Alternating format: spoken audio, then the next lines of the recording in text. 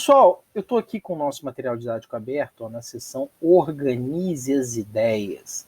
Pois é, essa é uma das atividades bem importantes para que a gente possa trabalhar, porque ela prevê justamente que você retome alguns conceitos que são importantes. Então, sempre que a gente estiver falando de grandes navegações, de chegada dos espanhóis, dos europeus em geral, na América, você precisa sempre lembrar de alguns conceitos, né? Primeiro, por que os europeus chamam os povos nativos da América de índios? Porque Cristóvão Colombo, quando chegou aqui, acreditava que tinha chegado na Índia. Então passa a chamar os nossos povos nativos de índios, de forma genérica, né? Uma expressão genérica, ou seja, era utilizada para tudo e para todos. Então ela tem essa origem, acabou sendo mantida. Especiarias, acho que vocês já se lembram bastante dessa palavra, é uma palavra que está muito presente. Especiarias são aqueles produtos que podiam ser temperos, iguarias, produtos até de riquezas, né, que eram muito desejados e cobiçados já desde a Idade Média, as rotas comerciais das especiarias terrestres. Depois a gente passa a ter as rotas marítimas em busca das especiarias, tá? Então as especiarias elas continuam sendo um objeto de desejo ao longo desse período que a gente está estudando, que é a Idade Moderna, tá? O Tratado de Tordesilhas, a gente não pode perder de vista, Portugal e Espanha são as nações, digamos assim, protagonistas, ou seja, as pioneiras do processo de expansão marítima, e elas estão, antes de tudo, dividindo esse mundo entre elas. Desde 1494 há um acordo, né? Aquilo que está a leste, aquilo que está a oeste do Tratado de Tordesilhas eram terras que seriam ou descobertas ou a descobrir, né? Estariam divididas entre Portugal e Espanha. As grandes navegações, ou seja, esse processo de expansão ultramarina, a política mercantilista, como a gente viu, é uma política que fez com que os estados absolutistas buscassem as grandes navegações. Metrópole é o estado colonizador, não podemos perder isso de vista, ou seja, Portugal ou Espanha são metrópoles e as colônias são os territórios colonizados na América. A relação entre metrópole e colônia se estabelece um pacto colonial, certo? Então organize as ideias, é sempre muito importante para que a gente possa aí, trabalhar e desenvolver o nosso conhecimento histórico aqui ao longo das próximas etapas. Mas aí, eu queria também lembrar que este volume, especificamente, logo nesse início aqui, a gente tem alguns documentos históricos bem legais para consolidar também esses nossos saberes. Então vamos lá, na página 5 aqui, ó, me acompanha aí, está com o teu material didático aberto. Quero que você venha aqui, ó, na página 5, a gente tem um fragmento muito interessante de Miguel León de Portilla, A Conquista da América Vista pelos Índios. Você já tinha parado para pensar na importância da gente observar a conquista pelo olhar dos indígenas? Pois é, muitas vezes a única visão que a gente tem é a visão do conquistador. E esse trecho do livro A Conquista da América Vista pelos Índios, do trecho desse texto, que na verdade está num livro chamado A História da América através de Textos, ele diz justamente isso. Ó. A dúvida a respeito da identidade dos homens de Castela subsistiu até o momento em que, já hóspede dos astecas em Tenochtitlán, perpetraram a matança do Templo Maior. O povo, em geral, acreditava que os estrangeiros eram deuses, mas quando viram seu modo de comportar-se, sua cobiça e sua fúria, forçados por essa realidade, mudaram sua maneira de pensar. Os estrangeiros não eram deuses, mas bárbaros que tinham vindo destruir sua cidade e o seu antigo modo de vida.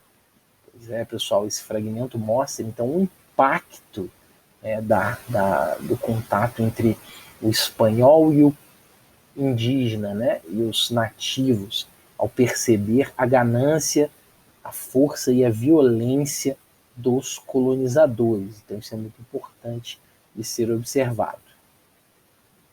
E aí, se você observar, a atividade aqui ela vai propor justamente que você relacione o texto com a imagem da página anterior que mostra a chegada dos espanhóis ao atual território do México em 1519. Ó.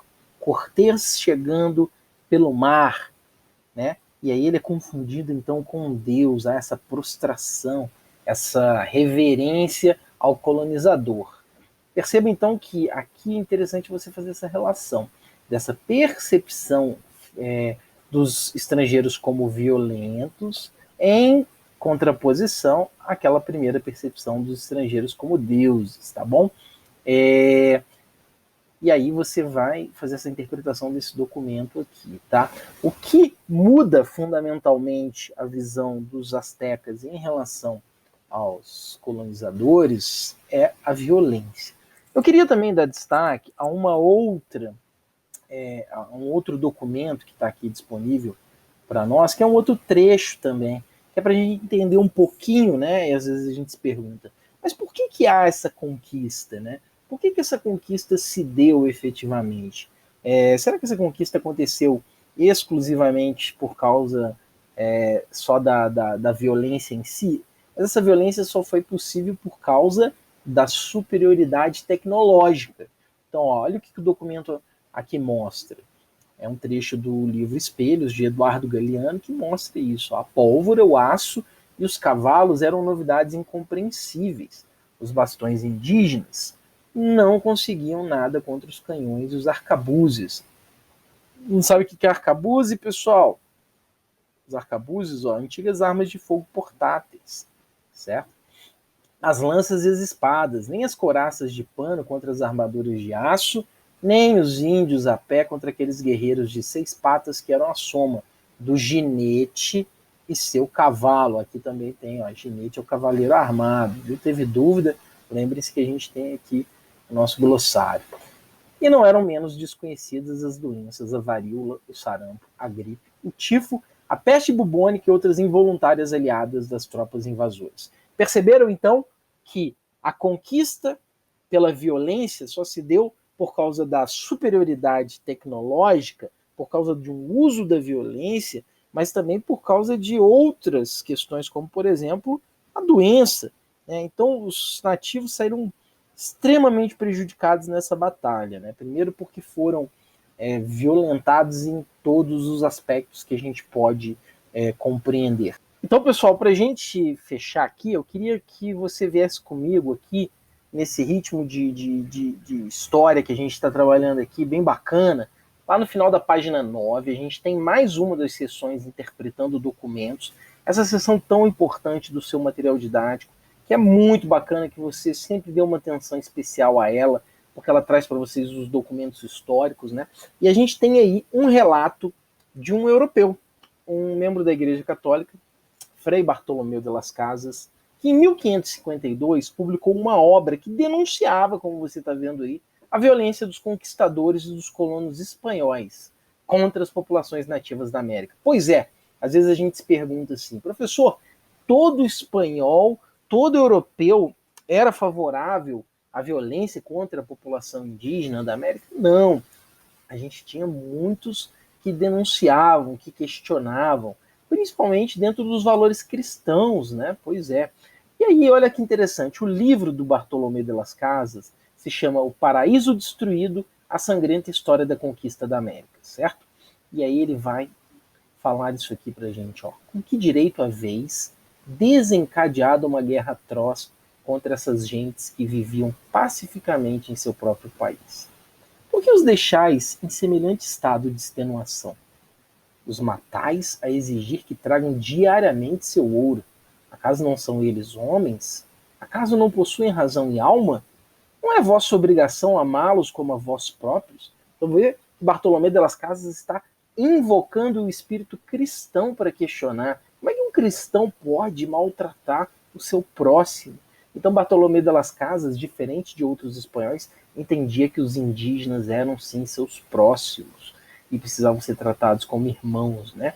Então aqui, ó, é justamente isso que a gente está perguntando. Quais críticas que Bartolomé de las Casas faz ao comportamento dos espanhóis? A essa violência. Bartolomé de las Casas não aceitava essa violência contra a população indígena, né? A forma como o autor se refere a que os espanhóis se comportavam em relação aos indígenas contrariava o princípio básico do cristianismo, que é amar a todos. Ó. E aí, como é que essa postura por parte dos espanhóis ia contra os projetos da igreja de conversão dos povos nativos da América? Percebam isso, gente. Se você violenta os povos indígenas, como que você vai convertê-los? Então a igreja estava preocupada em trazer essas almas, né, essas almas que eles consideravam boas almas dos indígenas para a igreja, certo? E a atuação de Bartolomeu de Las Casas ia contra os interesses dos colonizadores espanhóis na América. Por quê? Porque os colonizadores precisavam impor a sua violência para dominar o território e conquistar de uma vez por todas o território e suas riquezas. Certo, pessoal? Então, leiam, releiam esses documentos que a gente trabalhou aqui ao longo dessas páginas, na página 5, na página 6 e na página 9.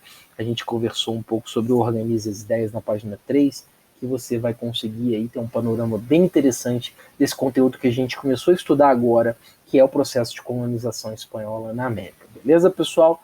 Então, muito obrigado e até o nosso próximo encontro.